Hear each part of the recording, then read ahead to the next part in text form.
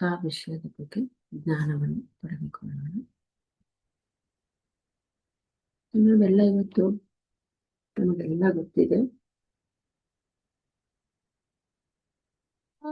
ನಮ್ಮ ನಮ್ಮ ಗುರಿ ಏನು, ಪಿರಮಿಡ್ ಮಾಸ್ಟರ್ಗಳ ಗುರಿ ಏನು, ಅದರ ಬಗ್ಗೆ ನಾವು ತಿಳ್ಕೊಂಡು. ನಮಗೆಲ್ಲ ಗೊತ್ತಿದೆ, ಧ್ಯಾನ ಪ್ರಚಾರ, ಸೇವೆ, ಸ್ವಾಧ್ಯಾಯ, ಸತ್ಸಂಗ. ಇದು ಅಲ್ಲದೇನೆ ನಾವು ನಮ್ಮ ಗುರಿ ಏನು, ಪಿರಮಿಡ್ ಮಾಸ್ಟರ್ಗಳ ಗುರಿ ಏನು, ಇನ್ನೊಂದು ವಿಶೇಷವಾಗಿದೆ. ಅದನ್ನ ನಾವು ಇವತ್ತೆಲ್ಲರೂ ತಿಳ್ಕೊಳ್ಳೋಣ. ನಮಗೆಲ್ಲ ಗೊತ್ತಿದೆ, there are 3 people. So Brahma, Vishnu, Shiva. Brahma, Vishnu, Shiva. So ಇಲ್ಲಿ ವಿಷ್ಣುಗೆ ಏನ್ ಮಾಡ್ತೀವಿ, ಸ್ತೋತ್ರಗಳಿವೆ. ನಮಗೆಲ್ಲ ಗೊತ್ತಿದೆ, ವಿಷ್ಣು ಸಹಸ್ರನಾಮ ಸ್ತೋತ್ರಗಳು ಎಷ್ಟೋ ಇದೆ. ಶಿವ ಏನು, ಪೂಜೆ ಮಾಡ್ತೀವಿ. ಆದ್ರೆ ಬ್ರಹ್ಮದೇವನಿಗೆ ಪೂಜೆ ಇದೆನಾ? ಎಲ್ಲಾದ್ರೂ ಪೂಜೆಗಳಿದೆನಾ? ಇಲ್ಲ. ಯಾರಾದರೂ ಪೂಜೆಗಳನ್ನ ಬಿಡ್ತಾನೋ ಅವನೇ ಕೋ-ಕ್ರಿಯೇಟರ್, ಅಂದ್ರೆ ಬ್ರಹ್ಮದೇವರಾಗ್ತಾನೆ. ಸೊ ಈ ಭೂಮಿ ಮೇಲೆ ನಮ್ಮ ಪಿರಮಿಡ್ ಮಾಸ್ಟರ್ಗಳೆಲ್ಲ ಬ್ರಹ್ಮದೇವರುಗಳು. ಅದಕ್ಕೆ my dear gods, my dear co-creators ಅಂತ ಕರೀತಾರೆ. ಯಾರು ಪೂಜೆ ಮಾಡ್ತಾ ಇರ್ತಾರೆ ಅವ್ರು ಶಿವಭಕ್ತನಾಗ್ತಾನೆ ಅಷ್ಟೇನೆ. ತನ್ನ ಒಳಗಡೆನೆ ದೇವರಿದೆ ಅಂತ ಇಲ್ಲಿ ಅರ್ಥ ಆಗೋದಿಲ್ಲ. ಅವನಿಗೇನಾಗುತ್ತೆ, ಅವನು ಒಂದಕ್ಕೆ ಗುಲಾಮನಾಗ್ಬಿಡ್ತಾನೆ, ಅಂದ್ರೆ ಶಿವ ಭಕ್ತನಾಗ್ತಾ ಹೋಗ್ತಾನೆ. ಅಲ್ಲಿ ಶಿವನನ್ನ ಮಾತ್ರ ಆರಾಧಿಸ್ತಾ ಹೋಗ್ತಾನೆ. ಇನ್ನು ಒಳಗಡೆನೆ ಶಿವ ಎಲ್ಲಾ ದೇವರಿದ್ದಾನೆ ಅಂತ ಗೊತ್ತಾಗೋದೇ ಇಲ್ಲ. ಅದಕ್ಕೆ ನಾವು ಯಾವಾಗ ಈ ಪೂಜೆ ಅನ್ನೋದನ್ನ ಬಿಡ್ತೀವಿ, ನಮಗ್ ಗೊತ್ತಾಗ್ತಾ ಹೋಗುತ್ತೆ ನಾವು ಬ್ರಹ್ಮದೇವರು. ಬ್ರಹ್ಮದೇವನಿಗೆ ಪೂಜೆ ಇಲ್ಲ. ಅಂದ್ರೆ ಬ್ರಹ್ಮದೇವ ಕ್ರಿಯೇಟರ್, ಅವನ್ನೆಲ್ಲ ಕ್ರಿಯೇಟ್ ಮಾಡ್ತಾರೆ. ನಾವು ಕೋ-ಕ್ರಿಯೇಟರ್ಸ್ ಇಲ್ಲಿ.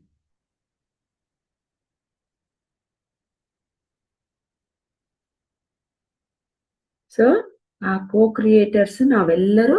ಅಂದ್ರೆ ಇವಾಗ ಹೇಳ್ತೀವಿ ಹೇಗೆ, ತಾಯಿ ಮಗು.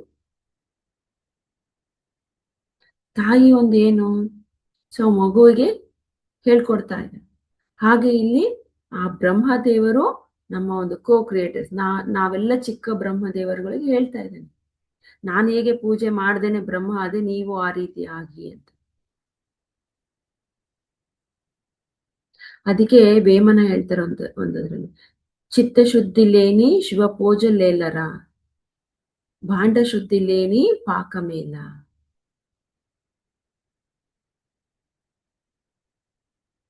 ಅಂದ್ರೆ ನಿಮ್ಮ ಚಿತ್ತ ಶುದ್ಧಿ ಮಾಡ್ಕೊಳ್ದೆ ಇದ್ರೆ ನೀವು ಶಿವ ಪೂಜೆ ಮಾಡಿ ಏನು ಉಪಯೋಗ? ನಿಮ್ಮ ಚಿತ್ತ ಶುದ್ಧಿ ಇದ್ರೆ ಶಿವ ಪೂಜೆ ಸರಿಯಾದ ಪೂಜೆ ಯಾವುದು ಅಂತ ತಿಳಿತಾ ಹೋಗುತ್ತೆ.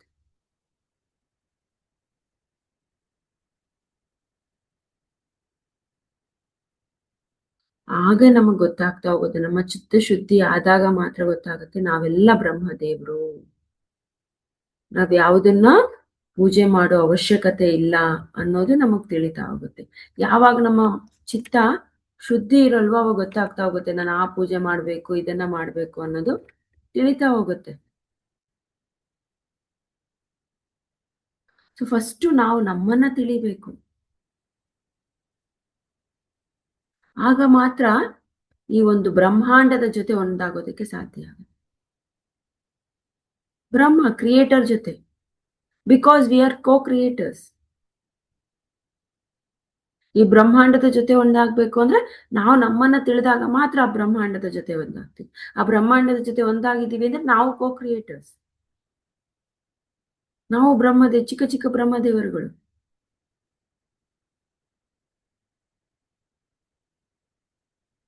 ನಾವೆಲ್ಲರೂ ಯಾವ ತರಹದ ದೇವರು? ಬ್ರಹ್ಮದೇವರುಗಳು, ಕೋ-ಕ್ರಿಯೇಟರ್ಸ್. ಸೊ ಇದಕ್ಕೆ ಒಂದು ಉದಾಹರಣೆ, ನಂಗೆ ಇಡ್ಲಿ ತಿನ್ಬೇಕು. ನಾವೇನ್ ಮಾಡ್ತೀವಿ, ಇಡ್ಲಿಗೆ ಏನ್ ಬೇಕಾದ್ರೂ ರೆಡಿ ಮಾಡ್ತೀವಿ, ಇಡ್ಲಿ ಮಾಡ್ಕೊಂತೀವಿ, ಇಡ್ಲಿ ತಿಂತೀವಿ. ನಾನು ಇಡ್ಲಿನೇ ಕ್ರಿಯೇಟ್ ಮಾಡ್ಕೊಂಡು ಇಡ್ಲಿನೇ ಮಾಡ್ಕೊಂತೀನಿ. ಉದಾಹರಣೆ ಪೆಸರಟ್ಟು, ದೋಸೆ ಬೇಕು ನನಗೆ.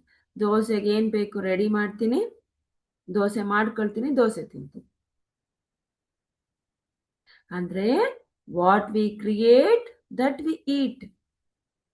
ನಾವೇನನ್ನ ಸೃಷ್ಟಿಸ್ಕೊಂತೀವಿ ಅದನ್ನ ತಿಂದಿದ್ದೀವಿ. ಸೊ ಅದನ್ನೇ ಹೇಳ್ತಾ ಇದ್ದಾರೆ sir, what you don't create we don't eat. ನಾವೇನು ಸೃಷ್ಟಿ ಮಾಡ್ಕೊಳ್ಳಲ್ಲ ಅದನ್ನ ತಿನ್ನಲ್ಲ. ನಾವೇನು ಸೃಷ್ಟಿ ಮಾಡ್ಕೊಂಡಿದೀವಿ ಅದನ್ನೇ ತಿಂತಾ ಇದ್ದೀವಿ. ನೋಡಿ ಇಲ್ಲಿ ಕ್ರಿಯೇಟ್ ಪದ CREATE, ಆ ಅಕ್ಷರಗಳನ್ನ ನೋಡಿ. ಕ್ರಿಯೇಟ್ ಅನ್ನೋ ಪದದಲ್ಲಿ ಈಟ್ ಅನ್ನೋ ಪದ ಇದೆ, EAT ಅನ್ನೋದು. ಎಷ್ಟು ಅದ್ಭುತ ನೋಡಿ. ನಾವೇನು ಸೃಷ್ಟಿಸ್ತೀವಿ ಅದನ್ನೇ ನಾವು ತಿಂತೀವಿ, ಅಂದ್ರೆ ಅನುಭವಿಸ್ತೀವಿ. ಈಗ ಸಾಮಾನ್ಯವಾಗಿ ಆಹಾರ ಆದ್ರೆ ಅನುಭವನ, ಈಟ್ ಅಂದ್ರೆ ಅನುಭವನ ಬರುತ್ತೆ. ನಾವೇನನ್ನ ಮಾಡಿರ್ತೀವಿ, ಸೃಷ್ಟಿ ಮಾಡಿರ್ತೀವಿ, ಅದನ್ನೇ ಅನುಭವ ಪಡಿತೀವಿ. ಕ್ರಿಯೇಟ್ ಈಟ್. ಸೊ ನಾನು ಏನು ಭೋಜಿಸ್ತಾ ಇದ್ದೀನಿ, ಸೇವಿಸ್ತಾ ಇದ್ದೀನಿ, ಅದನ್ನ ನಾನು ಮಾಡ್ಕೊಳ್ಬೇಕು. ಏನು ಆನಂದ ಪಡ್ತಾ ಇದ್ದೀನಿ ಅಂದ್ರೆ ಅದನ್ನ ನಾನು ಮಾಡ್ಕೊಂಡಿರೋದೆ. ನಾನು ಏನ್ ಮಾಡಿರಲ್ಲ, ಏನ್ ಮಾಡಲ್ಲ, ಅದ್ರ ಫಲಿತ ಅನುಭವಿಸೋದಕ್ಕೆ ಸಾಧ್ಯನಾ?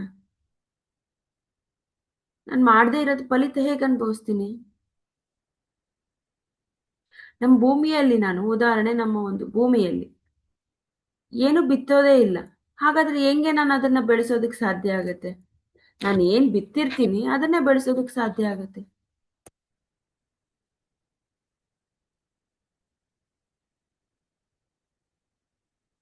ಸೊ ಯಾವ ಬೆಳೆಯನ್ನ ನಾನು ಬಿತ್ತಿರ್ತೀನಿ ಅದನ್ನೇ ನಾನು ಬೆಳೆಯೋದಕ್ಕೆ ಸಾಧ್ಯ ಆಗತ್ತೆ. ನಾನು ಕ್ರಿಯೇಟ್ ಮಾಡ್ಕೊಂಡಿದ್ದೀನಿ ಇದನ್ನ ಬಿತ್ತಬೇಕಂತ, ಅದರ ಫಲಿತವನ್ನ ಅನುಭವಿಸ್ತೀನಿ. ಸೊ ಏನ್ ಕ್ರಿಯೇಟ್ ಮಾಡ್ಕೊಳ್ತೀವೋ ಅದನ್ನೇ ನಾವು ಭಜಿಸ್ತಾ ಇರ್ತೀವಿ, ಆನಂದಿಸ್ತಾ ಇರ್ತೀವಿ. ಈಟ್ ಅಂದ್ರೆ ಆನಂದಿಸು, ಅದನ್ನ ಸ್ವಾದಿಸ್ತಾ ಇರ್ತೀವಿ ನಾವು ಶೋಕ, ದುಃಖ, ಆನಂದ ಯಾವುದನ್ನ ಏನ್ ಕ್ರಿಯೇಟ್ ಮಾಡ್ಕೊಳ್ತೀವಿ ಅದು ನಮಗ್ ಬಿಟ್ಟಿದ್ದು. V are creators. ಉದಾಹರಣೆ, ಯಾರೋ ಒಂದು ಬೈದ್ರು, ಆ ಬೈಗಳಿಂದ ನಾವ್ ಏನನ್ನ ಸೃಷ್ಟಿ ಮಾಡ್ಕೊಂತೀವಿ? ಬೈದ್ರು ಅಂತ ದುಃಖವಾಗಿ ಕೂತ್ಕೊಂತೀವ? ದುಃಖವನ್ನ ಕ್ರಿಯೇಟ್ ಮಾಡ್ಕೊಂಡು ಅದನ್ನಿಂದ ಅನುಭವ, ಓಕೆ ಇದನ್ನ ತಪ್ಪು ಮಾಡಿದ್ದೆ, ಈಗ ಸರಿ, ಅದನ್ನ ಕ್ರಿಯೇಟ್ ಮಾಡ್ಕೊಂಡ್ರೆ ಅದು. ಇಲ್ಲ ಅವ್ರು ಬೈದಿಲ್ಲ, ನನಗೆ ಸರಿ ಮಾರ್ಗವನ್ನು ಹೇಳಿದ್ದಾರೆ ಅಂತ ಸ್ವೀಕರಿಸ್ಕೊಂಡ್ರೆ ಅದನ್ನ ನಾವು ಕ್ರಿಯೇಟ್ ಮಾಡ್ಕೊಂತೀವಿ. ನಾವು ಅದನ್ನ ಹೇಗೆ ಸ್ವೀಕರಿಸ್ತೀವಿ ಅದನ್ನೇ ಬಿತ್ತೋದು ಅಂತ ಹೇಳುದು. ಹಾಗೆ ಅನುಭವಿಸ್ತೀವಿ. ಬೈದಿದ್ದಾರೆ ಅನ್ನೋದನ್ನ ಬಿತ್ತಿದ್ರೆ ನಮ್ಮ ಒಳಗಡೆ ನಾವು ದುಃಖವನ್ನ ಕ್ರಿಯೇಟ್ ಮಾಡ್ಕೊಂತೀವಿ.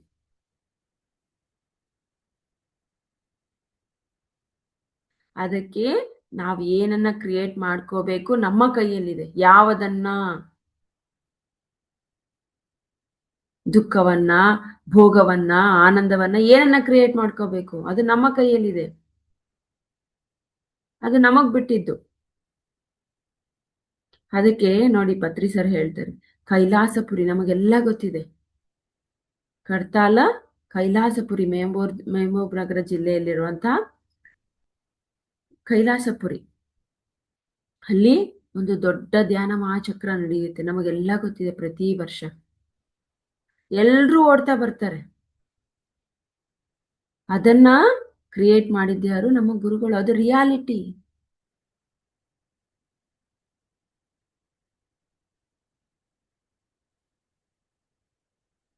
So we are all co-creators for this reality.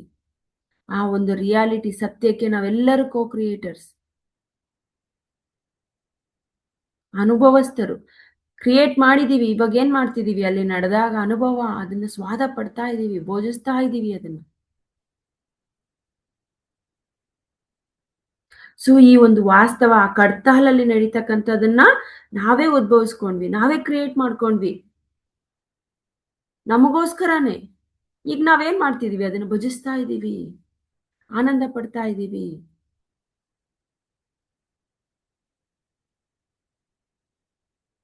So we are all creators, co creators. ನೋಡಿ, ಕಡ್ತಾಲ್ ಒಂದೇ ಸಾಕು ನಮಗೆ ಉದಾಹರಣೆ. ನಾವೆಲ್ಲರೂ ಕೋ ಕ್ರಿಯೇಟರ್ಸ್.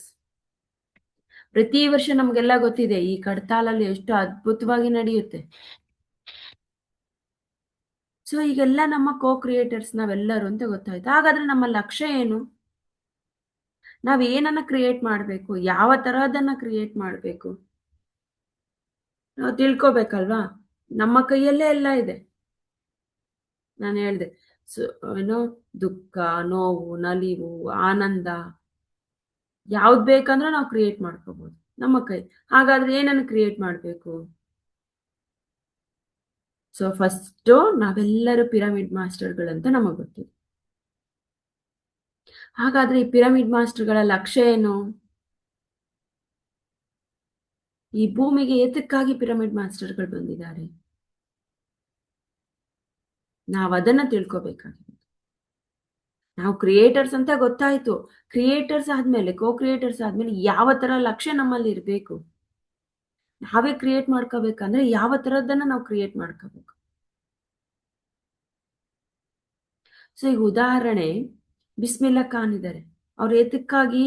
ಅವ್ರು ಶಹನಾಯಿಗಾಗಿನೇ ಹುಟ್ಟಿದ್ರು ಈ ಭೂಮಿ. ಪಂಡಿತ್ ರವಿಶಂಕರ್ ಇದ್ದಾರೆ, ಸಿತಾರ್, ಅದಕ್ಕಾಗಿ ಅವ್ರು ಹುಟ್ಟಿದ್ರು. ಮದರ್ ತೆರೇಸಾ ಒಂದು ಸೇವೆಗಾಗಿ ಅವ್ರ ಜನ್ಮವನ್ನು ತಾಳಿದ್ರು ಭೂಮಿ. ಅವರ ಲಕ್ಷ್ಯ ಜನಸೇವೆ. ಗಾಂಧೀಜಿ ದೇಶ ಸೇವೆ, ದೇಶದ ಸ್ವಾತಂತ್ರ್ಯಕ್ಕಾಗಿ ಹುಟ್ಟಿದ್ರು ಅವರು.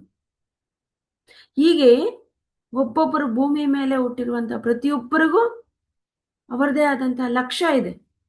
ರವಿಶಂಕರ್ ಅವ್ರದ್ದು ಸಿತಾರ್, ಅವರ ಲಕ್ಷ್ಯ ಸಿತಾರ್. ಬಿಸ್ಮಿಲ್ಲಾ ಖಾನ್ದು ಶಹನಾಯಿ. ಹೀಗೆ ಲಕ್ಷ್ಯ ಇದೆ. ಹಾಗಾದ್ರೆ ಪ್ರತಿಯೊಬ್ಬ ಪಿರಮಿಡ್ ಮಾಸ್ಟರ್ ಲಕ್ಷ್ಯ ಏನು? ಈ ವಸುದೈವಿಕ ಕುಟುಂಬವನ್ನ ಸಾಧಿಸುವುದಕ್ಕಾಗಿ ಹುಟ್ಟಿದ್ದಾನೆ. ಸೊ ಪಿರಮಿಡ್ ಮಾಸ್ಟರ್ನ ಲಕ್ಷ್ಯ ಏನು? ವಸುದೈಕ ಕುಟುಂಬ. ವಸುದೈಕ ಕುಟುಂಬವನ್ನು ಸಾಧಿಸುವುದಕ್ಕಾಗಿ ಭೂಮಿ ಮೇಲೆ ಜನ್ಮ ತಾಳಿದ್ದಾನೆ.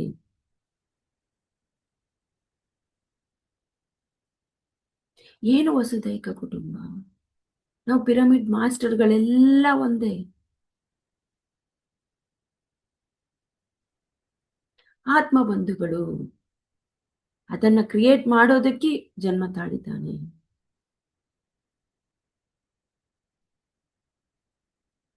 ಸೊ ಇದಕ್ಕೆ ನಮ್ಮ ಗುರುಗಳು ಒಂದು ಉದಾಹರಣೆ ಹೇಳ್ತಾರೆ, ಎಷ್ಟು ಅದ್ಭುತವಾಗಿ ಹೇಳ್ತಾರೆ ನೋಡಿ.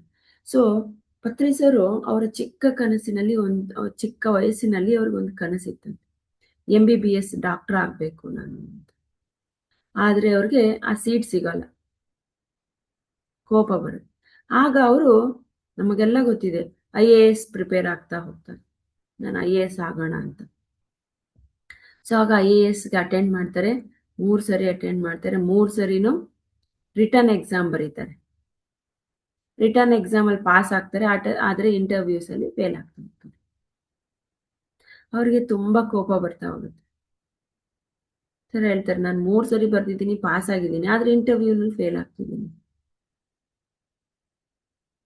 ಕೋಪ ಬರುತ್ತೆ. ಅವಾಗ ಏನ್ ಮಾಡ್ತಾರೆ, ಈ IAS ಬೇಡ, ಏನು ಬೇಡ ಅಂತ ಹೇಳಿ ಅವರೇ ಸ್ವಂತವಾಗಿ ಒಂದು IAS ಅನ್ನ ಕಟ್ತಾರೆ. IAS ನ ಇಡ್ತಾರೆ. ಏನು IAS ಅಂದ್ರೆ ನೋಡಿ, ಎಷ್ಟು ಅದ್ಭುತವಾಗಿ ಹೇಳಿದ್ದಾರೆ, ಇಂಡಿಯನ್ ಆನಾಪಾನಸತಿ ಸರ್ವಿಸ್. ನಾನು ಒಂದೇ ಇಟ್ಕೊಳ್ಳೋದೇನೋ, ಎಷ್ಟೋ IAS ಮಂದಿ, IAS ಆಫೀಸರ್ಗಳಿದ್ದಾರೆ ಇಲ್ಲೆಲ್ಲ. Indian Anapanasati service. ಎಷ್ಟು ಜನ ಆಫೀಸರ್ಸ್ ಇದ್ದಾರೆ ಇಲ್ಲಿ, IAS ಆಫೀಸರ್ಸ್. ಸೊ ಇದು ಇಂಡಿಯನ್ ಒಂದೇ ಅಲ್ಲ, ಇನ್ನೂ ಮುಂದೆ ಹೋಗಿ ಇಂಟರ್ನ್ಯಾಷನಲ್ ಆನಾಪಾನಸತಿ ಸರ್ವಿಸ್ ಅಂತ ಹೇಳ್ತಾರೆ. ಅಲ್ಲ, ಇನ್ನೂ ಮುಂದೆ ಹೋಗಿ ಇಂಟರ್ನ್ಯಾಷನಲ್ ಅಲ್ಲ, ಇದು ಇಂಟರ್ ಗ್ಯಾಲಾಕ್ಟಿಕ್ ಆನಾಪಾನಸತಿ ಸರ್ವಿಸ್ ಅಂತ ಹೇಳ್ತಾರೆ.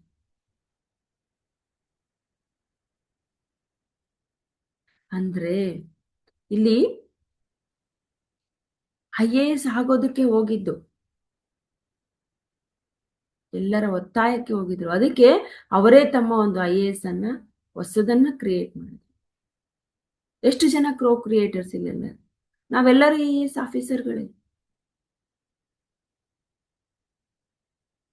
ಸೊ ನಾವು ಏನ್ ಅನ್ಕೋತೀವಿ IAS ಆಫೀಸರ್, ಇಲ್ಲಿ ನಿಜವಾದ IAS ಆಫೀಸರ್ ಅಂದ್ರೆ ಇದು.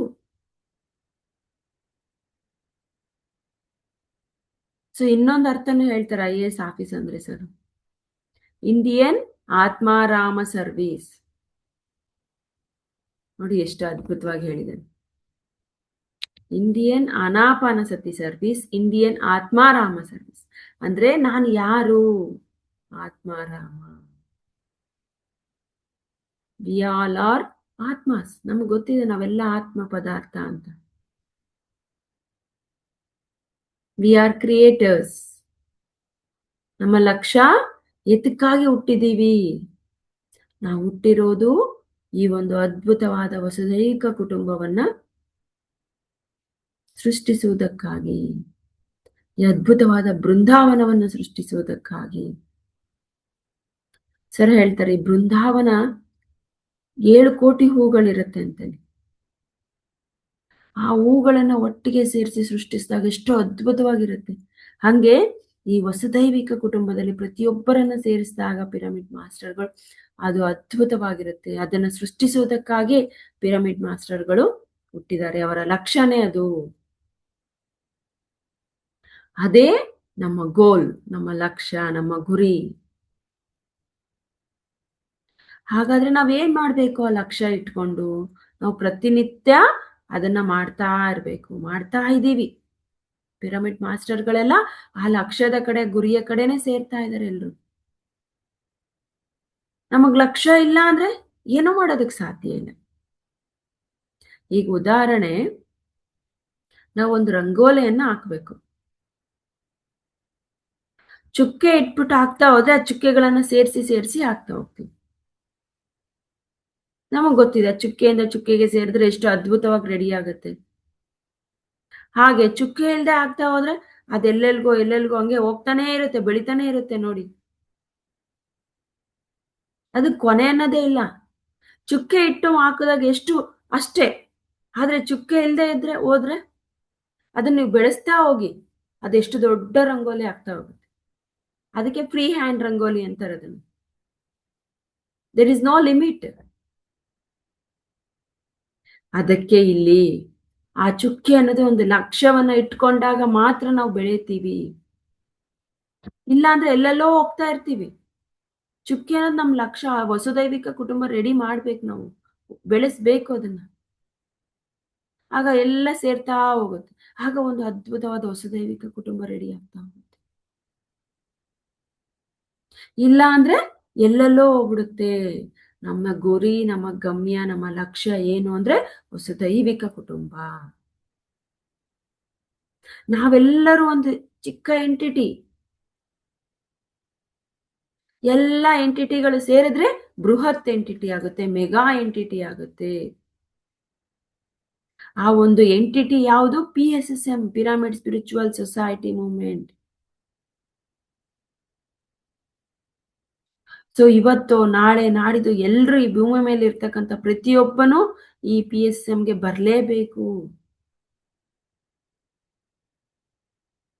ಈ ಒಂದು ಎಂಟಿಟಿಗೆ ಬರಲೇಬೇಕು. ಈ ಪಿರಮಿಡ್ ಸ್ಪಿರಿಚುವಲ್ ಸೊಸೈಟಿ ಮೂವ್ಮೆಂಟ್ ಅನ್ನೋದು ಅದನ್ನೇ ತಿಳಿಸ್ಕೊಡ್ತಾ ಇದೆ ನಮಗೆ.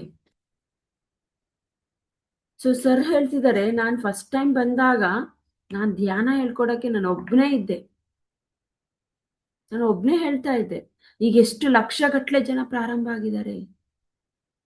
ಎಲ್ರು ಶಾಕಾಹಾರದ ಬಗ್ಗೆ ತಿಳಿಸ್ತಾ ಇದ್ದಾರೆ. ಎಲ್ರು ಆಧ್ಯಾತ್ಮಿಕ ಶಾಸ್ತ್ರರಾಗ್ತಾ ಇದ್ದಾರೆ. ಎಲ್ಲೆಡೆ ಪಿರಮಿಡ್ಗಳು ಬರ್ತಾ ಇದೆ.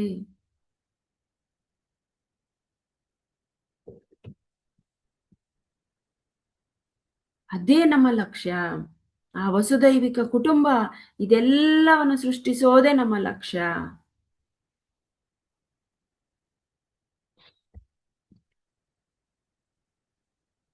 ಸೊ ಉದಾಹರಣೆ, ಈ ಒಂದು ದೇಹ ರೆಡಿ ಆಗ್ಬೇಕು ಅಂದ್ರೆ ಕಿವಿ ಇರಬೇಕು, ಮೂಗು, ಕಣ್ಣು, ಕೈ, ಕಾಲು ಎಲ್ಲ ಭಾಗಗಳಿದ್ರೆ ಮಾತ್ರ ಪರಿಪೂರ್ಣ ದೇಹ ಅಂತ ಕರಿತೀವಿ.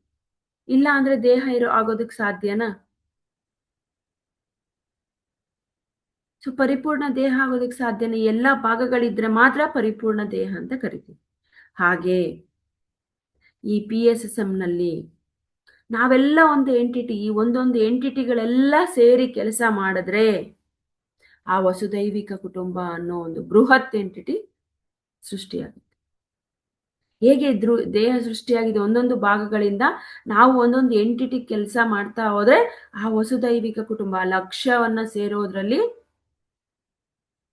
ಬೇಗ ಸೇರ್ತೀವಿ ನಾವು. ಅದನ್ನ ನಾವೆಲ್ಲ ಮಾಡ್ಬೇಕು. ಇಲ್ಲಿ ನಮ್ಮ ವೈಯಕ್ತಿಕ ಎಲ್ಲವನ್ನ ಬಿಡ್ಬೇಕು. ಅಹಮ್ಮು, ನಾನು, ನನ್ನದು ಎಲ್ಲವನ್ನ ಬಿಟ್ಟು ಸೇರಿದಾಗ ಮಾತ್ರ ಬೇಗ ಆಗುತ್ತೆ. ಅದೇ ನಮ್ಮ ಗುರಿ. ಅದೆಲ್ಲವನ್ನ ಮೀರಿ ಸಹೋದರತ್ವ, ನಮಗೆ ಆಲ್ರೆಡಿ ನಮ್ಮ ಸರ್ ಹೇಳಿ ಫ್ರೆಂಡ್ಶಿಪ್, ನಾವು ಅದನ್ನ ಬೆಳೆಸ್ಕೋಬೇಕು. ಆಗ ಒಂದು ಎಲ್ಲರ ಒಂದು ಕಾನ್ಶಿಯಸ್ ಒಂದಿಗೆ ಬೇಗ ನಮ್ಮ ಒಂದು ಗುರಿಯನ್ನ ಸಾಧಿಸೋದಕ್ಕೆ ಸಹಾಯ ಆಗುತ್ತೆ.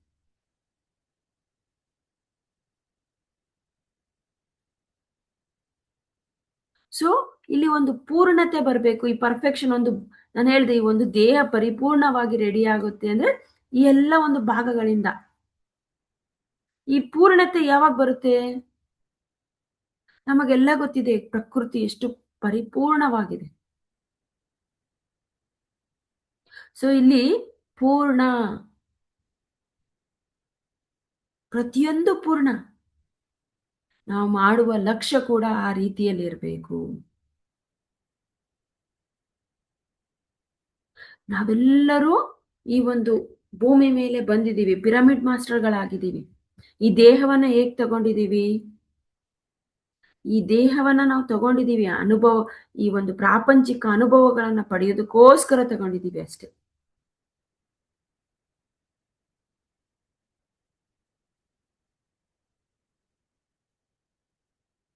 ಆದರೆ ಆಧ್ಯಾತ್ಮಿಕದಲ್ಲಿ ನಮ್ಮ ಲಕ್ಷ್ಯವನ್ನ ನಾವು ತಲುಪಬೇಕು.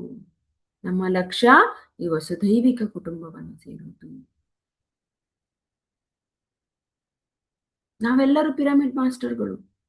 ನಮಗೆಲ್ಲ ಗೊತ್ತಿದೆ ಒಂದು ಪರಿಪೂರ್ಣರಾಗೋದು ಹೇಗೆ.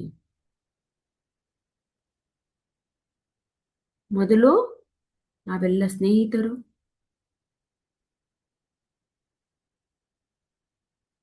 ನಾವೆಲ್ಲರೂ ದೇವರುಗಳು, ನಾವೆಲ್ಲರೂ ಆತ್ಮ ಪದಾರ್ಥ. ನಂತರ ನಮಗೆಲ್ಲ, ನಾನು ಹೇಳಿದ್ನಲ್ಲ, ಒಂದು ಚಿಕ್ಕ ಎಂಟಿಟಿ ಸೇರ್ತಾ ಸೇರ್ತಾ ಸೇರ್ತಾ ದೊಡ್ಡ ಬೃಹತ್ ಎಂಟಿಟಿ ಆಗುತ್ತೆ. ಅದನ್ನ ನಾವು ಮಾಡ್ಬೇಕಾಗಿರೋದು. ಆ ಮಾಡುವ ಸಮಯದಲ್ಲಿ ನಾವೆಲ್ಲರೂ ನಾನು, ನನ್ನದು ಎಲ್ಲವನ್ನ ತಳ್ಳಬೇಕು. ನಾವೆಲ್ಲ ಪರಿಪೂರ್ಣತೆಡೆಗೆ ಹೋಗ್ಬೇಕು. ಪೂರ್ಣತೆ ಆ ಹೋಗ್ಬೇಕು ಅಂದಾಗ ಎಲ್ಲ ಮೆಟ್ಟಿಲುಗಳು ತೊರಿಬೇಕು. ಜಾಗರೂಕ, ಎಚ್ಚರ ಸ್ಥಿತಿಯಲ್ಲಿರ್ಬೇಕು. ನಾವು ಏನನ್ನ ಮಾಡ್ತಾ ಇದ್ದೀವಿ, ಏತಕ್ಕಾಗಿ ಮಾಡ್ತಾ ಇದ್ದೀವಿ. ಆ ಒಂದು ಎಲ್ಲರ ಒಂದು ಸಮಗ್ರ ಒಂದು ಕಾನ್ಶಿಯಸ್ನೆಸ್, ಗ್ರೂಪ್ ಕಾನ್ಶಿಯಸ್ನೆಸ್ ಜೊತೆ ಮಾಡಿದಾಗ ಏನಾಗುತ್ತೆ, ಪರ್ಫೆಕ್ಷನ್ ಅನ್ನೋದು ಬರುತ್ತೆ. ಆ ವಸುದೈವಿಕ ಕುಟುಂಬ ಅನ್ನೋದು ಬೇಗ ಸ್ಥಾಪನೆ ಆಗುತ್ತೆ. ನಮ್ಮ ಲಕ್ಷ್ಯನೇ ಅದು, ಈ ವಸುದೈವಿಕ ಕುಟುಂಬವನ್ನು ಪ್ರಾರಂಭ ಮಾಡುತ್ತೆ. ಸೊ ನಾವೆಲ್ಲರೂ ಒಂದು ಬೆಳಕಿನ ಸ್ವರೂಪಗಳು. ನಮಗೆಲ್ಲ ಗೊತ್ತಿದೆ, ಒಂದು ದೀಪ ಹಚ್ಚಿದಾಗ ಅದ್ರ ಬೆಳಕು ಬರುತ್ತೆ. ಆ ದೀಪದ ಬೆಳಕು ನಾವೆಲ್ಲರೂ. ಇಲ್ಲಿ ಈ ಒಂದು ಪ್ರಪಂಚ ಅನ್ನೋದಿದೆ, ಪ್ರಕೃತಿಯಲ್ಲಿ ಆ ಬೆಳಕಿನ ತರ ನಾವಿಲ್ಲಿ ಬಂದಿದ್ದೀವಿ. ಈ ಭೌತಿಕ ಶರೀರವನ್ನ ತೆಗೆದುಕೊಂಡು ಆ ದೀಪ ಹಚ್ಚೋದು ಹೇಗೆ, ಆ ರೀತಿಯಲ್ಲಿ ನಾವಿಲ್ಲಿ ಬಂದಿದ್ದೀವಿ ಅಷ್ಟೇ. ನಮ್ಮ ಕೆಲಸ ಏನು?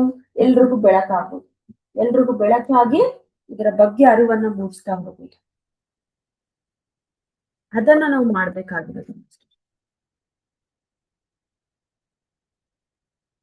ಆ ರೀತಿಯಲ್ಲಿ ನಮ್ಮ ಸೇವೆಯನ್ನ ನಾವು ಮಾಡ್ತಾ ಹೋಗ್ಬೇಕು. ದೀಪ ಹೇಗೆ ಎಲ್ರಿಗೂ ಬೆಳಕನ್ನ ಕೊಡುತ್ತೆ, ಹಾಗೆ ನಾವೆಲ್ಲರಿಗೂ ಪಿರಮಿಡ್ ಮಾಸ್ಟರ್ಗಳೆಲ್ಲರೂ ಏನನ್ನ ಮಾಡ್ತಾ ಹೋಗ್ಬೇಕು. ಸೊ ಅವರವರ ಕೆಲಸವನ್ನ, ಅವರವರ ಲಕ್ಷ್ಯ, ಅವರವರ ಗುರಿಯನ್ನ ತಲುಪುತ್ತಾ ಹೋಗ್ಬೇಕು. ಎಲ್ಲರಿಗೂ ಧ್ಯಾನ, ಸ್ವಾಧ್ಯಾಯ, ಪಿರಮಿಡ್ಗಳ ಬಗ್ಗೆ, ಆಧ್ಯಾತ್ಮಿಕ ಶಾಸ್ತ್ರದ ಬಗ್ಗೆ ತಿಳಿಸ್ತಾ ಹೋಗ್ಬೇಕು. ಅದೇ ಲಕ್ಷ್ಯ. ಆಗ ಮಾತ್ರ, ಇದೆಲ್ಲವನ್ನ ತಿಳಿಸಿದಾಗ ಮಾತ್ರ ಈ ವಸುದೈಕ ಕುಟುಂಬ ಅನ್ನೋದು ಸೃಷ್ಟಿ. ಸೊ ನಮ್ಮ ಲಕ್ಷ್ಯದೆಡೆಗೆ ನಮ್ಮ ಗುರಿ, ಅಂದ್ರೆ ನಮ್ಮ ಗುರಿಯೆಡೆಗೆ ನಾವು ಕೆಲಸವನ್ನ ಮಾಡ್ತಾ ಹೋಗ್ಬೇಕು. ಸೊ ನಮ್ಮ ಲಕ್ಷ್ಯ ಏನು ಅಂದ್ರೆ ವಸುದೈಕ ಕುಟುಂಬವನ್ನ ಪ್ರಾರಂಭಿಸುವುದು. So thank you masters, thank you very much.